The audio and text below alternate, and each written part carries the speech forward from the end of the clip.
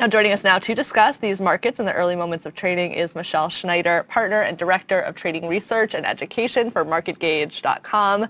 Michelle, welcome. Q3 earnings keep rolling in, and for the most part, we're seeing major companies continuing to report positive results. What do you make of the earnings so far?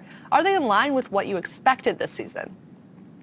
Well, they're definitely a little better than what we expected in certain pockets, but then pretty much in line with others. Like, for example, airline stocks that have done well. That's not a big surprise because if you go anywhere these days, you can see that the airlines are packed. In fact, in some ways, more packed than I've seen even pre-COVID. As far as the bank earnings, again, no real big surprise because of the interest rate hikes. That actually helps the banks in terms of deposits.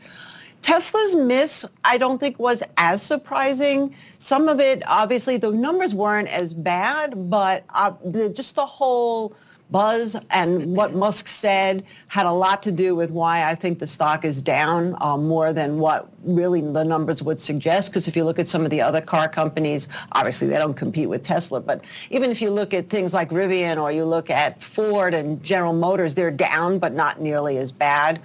So it's a mixed bag, and exactly what you said at the beginning. And that is possibly also because they're lagging indicators, earnings. This is what already happened. Looking at the numbers of what they're expecting to happen, some people are still looking pretty good in terms of the future and their guidance, while others we'll see. I mean, we still have some big ones coming up, right? Absolutely.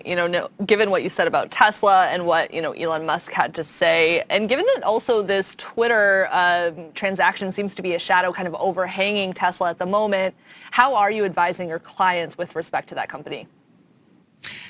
Well, it's so interesting you should say that because I had a friend of mine call me yesterday before the earnings and said, buy Tesla before the earnings. And I was like, please don't.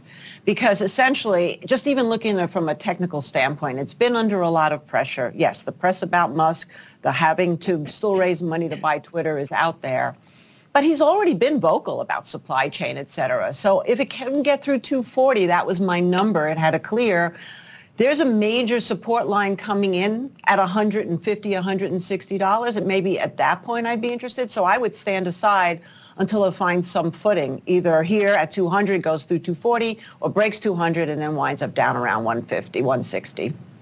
Now, with all the earnings that we've seen so far, of course, we had, some big numbers out of companies like Netflix and IBM, et cetera. What indication do you have, if any, that there may or may not be a recession coming at this point?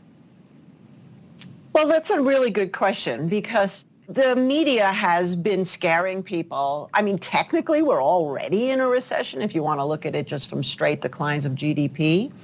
But this is a very unusual recession. So basically what I've been telling people is trying to use old definitions to squeeze into current market conditions is like trying to find Cinderella for the right shoe to fit because we're not there yet. We don't know. There's so many things that are different about this period in time that we've never seen before. Obviously coming out of a pandemic would be one. Inflation at record numbers with everybody thinking it's transitory. The Fed and their rate of change of interest rate rises has been also historic. They've done it so quickly. The dollar may have peaked. Then we have global situations and a war. So it's not clear recession. It could still be more of a stagflation, although technically we need to see a weaker jobs market for that to happen. So I'd say the jury's out. And watch what happens here, I think, really importantly with the small cap stocks, because there could be more of a focus here within the domestic U.S. in terms of a reindustrialization. Tech had been the big kingpin for years and years and years, and that may switch, which may mean slowdown, but ultimately may be better in the longer run if we can actually get money here and stop relying so much on our imports. Yeah, Michelle, and you touched on travel earlier. Of course, we had American Airlines Group saying travel demand remains high despite robust airfares. The company even raising its profit forecast for the current quarter. Is it safe to say at this point that the travel sector will continue going strong in spite of the growing risks of this recession? Again, I don't know if it's going to be the recession that would potentially stop airline growth. People want to travel, and obviously the consumers are still booking trips. I mean, even the cruise lines are starting to do well. If you look at the stocks on Norwegian and Carnival, they've done better. So what that tells me is that what would stop airline traffic now?